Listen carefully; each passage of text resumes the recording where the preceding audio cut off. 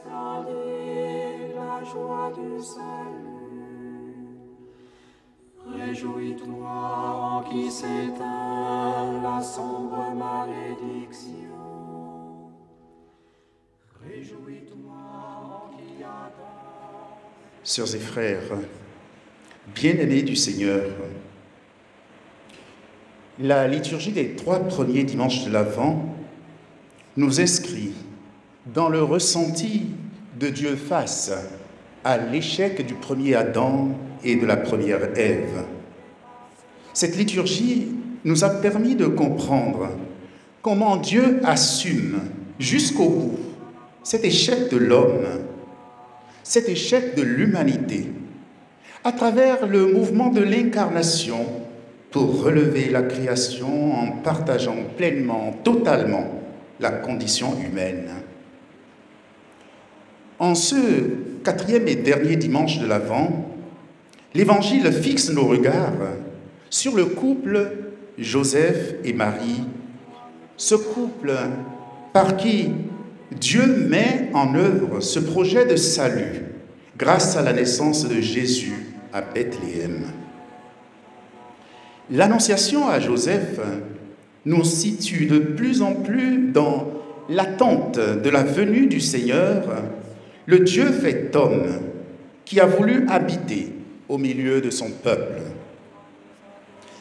Dans l'évangile de Matthieu, le texte que nous venons d'entendre fait suite au passage qui relate l'arbre généalogique de Jésus.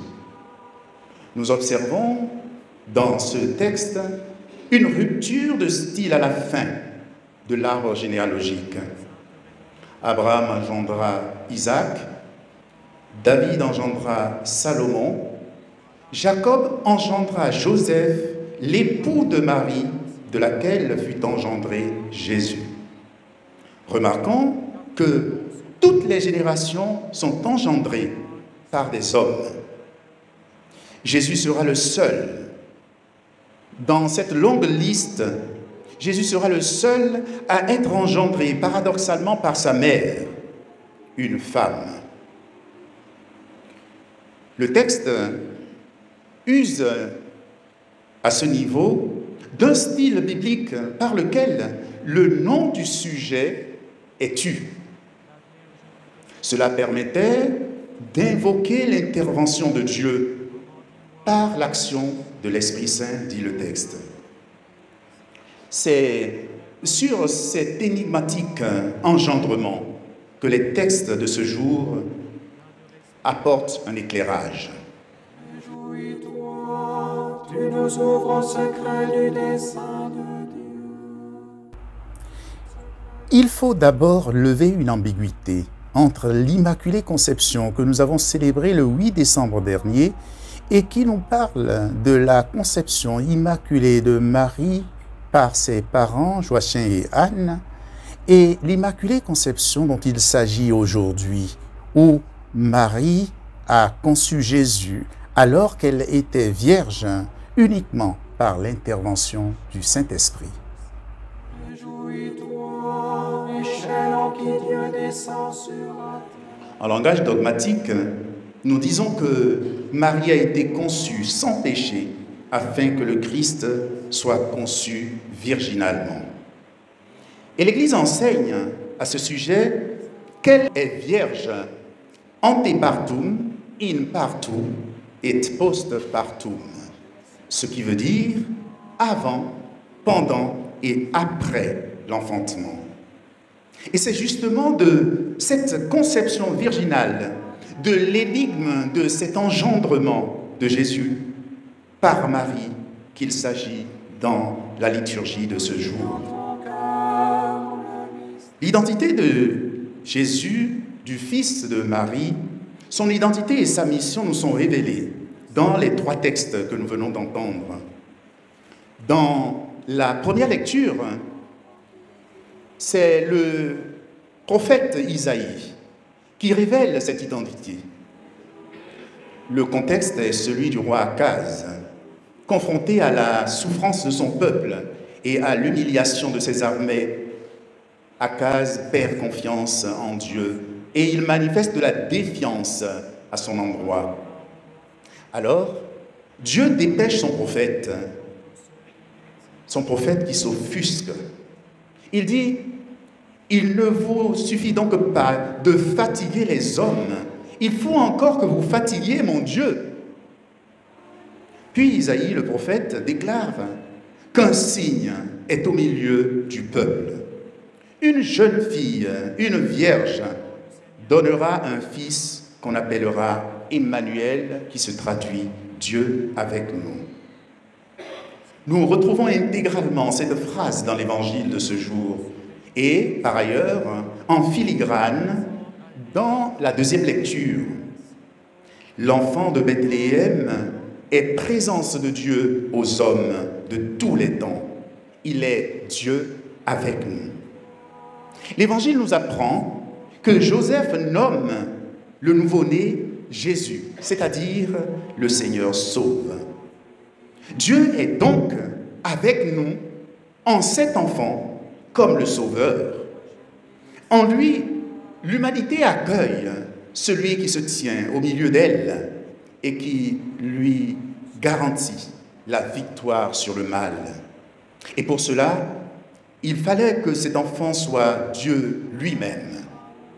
Saint Paul exprime clairement cette identité du Fils de Marie dans la deuxième lecture, et il le dit en ces termes, « Il est né selon la chair de la descendance de David, et selon l'esprit de sainteté a été établi dans sa puissance de Fils de Dieu par sa résurrection d'entre les morts, lui, Jésus-Christ, notre Seigneur. » Dieu entre dans l'histoire pour que sa créature la plus achevée, l'homme, soit sauvé.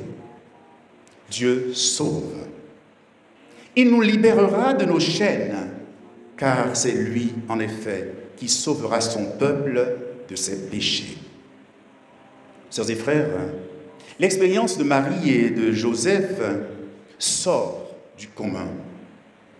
Joseph allait faire le sacrifice de quitter Marie, d'abandonner celle qu'il aimait, lorsque l'ange du Seigneur intervient et l'empêche de passer à l'acte.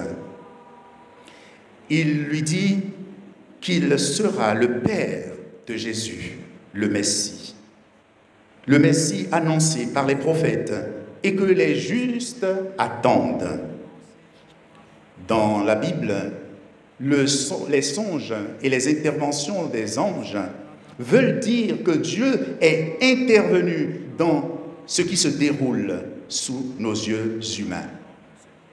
Joseph consent à entrer dans le plan de Dieu. Il consent à entrer dans le plan de Dieu sans comprendre ce qui allait se passer, sans rien comprendre. Il fit ce que l'ange du Seigneur lui avait prescrit. Il prit chez lui son épouse. Ajuster sa vie à la volonté de Dieu est toujours un don, une grâce à accueillir, sœurs et frères. La nuit de Noël, cette nuit-là, Joseph n'a vu qu'un enfant comme tous les enfants du monde dans la crèche. Mais il a cru à ce que l'ange lui avait dit en songe. Il a cru que cet enfant, c'est Dieu. Cet enfant est le Fils de Dieu. Sachant que Dieu ne se trompe jamais dans ses volontés, Joseph est resté fidèle à son amour. L'attitude de Joseph doit pouvoir inspirer la nôtre encore aujourd'hui. Entrer dans la confiance en Dieu, c'est obéir à sa loi, à la loi d'amour qu'il a pleinement manifestée en son obéissance à lui-même. C'est obéir à sa parole en faisant ce qu'il demande. C'est écouter sa volonté qui peut être déroutante, déconcertante. Parce que Jésus est Fils de Dieu, seule la volonté de Dieu pouvait l'engendrer. Et ça, Joseph le respecte par amour pour Dieu et pour Marie. Mieux, Joseph offre à Dieu son propre amour humain pour nous frayer le chemin de l'amour humain qui ne s'épanouit vraiment, pleinement, que lorsqu'il va jusqu'au bout du don de sa vie, parfois du don de sa vie à Dieu lui-même. Entrer dans la confiance en Dieu, c'est comme Marie, dire oui sans demander un délai de réflexion, ni la permission de quelqu'un d'autre. Parce qu'elle aimait Dieu de l'amour humain le plus pur qui soit, Marie pouvait lui donner pour toujours son amour. Le oui de Marie et le oui de Joseph ouvrent à notre humanité tout entière l'accès à la table de l'amour et à la grâce d'une éternelle amitié avec Dieu. Quelle belle leçon pour nous tous qui avons perdu le sens du don en amour. Quelle belle leçon pour assainir et élever la qualité de l'amour entre conjoints. Quelle belle leçon pour redynamiser le sens de l'engagement des religieuses et religieux qui vouent leur amour humain à Dieu. Chaque fois qu'à notre tour, nous redisons oui à Dieu, son plan d'amour devient une réalité pour notre monde. Et il devient une présence rassurante dans nos sociétés, dans nos quartiers, dans nos lieux de travail, dans nos familles. Demandons à Dieu et à Joseph de nous préparer à accueillir et à adorer l'enfant Dieu en reprenant la prière prévue à la collecte aujourd'hui. Nous te prions, Seigneur, de répandre ta grâce en nos âmes. Par le message de l'ange, tu nous as fait connaître l'incarnation de ton Fils bien-aimé. Conduis-nous par sa passion et par sa croix jusqu'à la gloire de la résurrection par Jésus-Christ, ton Fils, notre Seigneur. Amen. Réjouis-toi, tu nous mènes à la confiance dans le silence.